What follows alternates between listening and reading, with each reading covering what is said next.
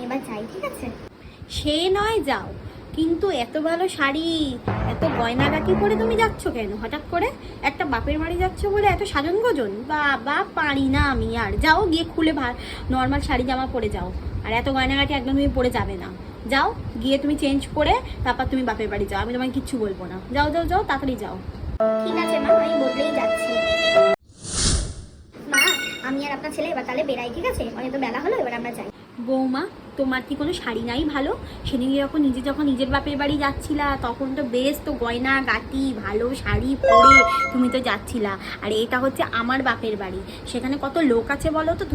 তুমি কি আমার মান সম্মান ডোবাবা? না আমার নাক কাটা যাবে তোমার জন্য? ভাগ্য করে একটা বৌমা এনেছি বটে। আরে বাবা, একটু কিচ্ছু বোঝে না। যাও গিয়ে ভালো শাড়ি বার করো আলমারি থেকে, আর সব গয়নাগুলো পরে তুমি যাবে। আমি তো বলে দিলাম, যাতে আমার কোনো মান সম্মান না নষ্ট হয়। সব সাপাই তো আপনার কথা শুনেই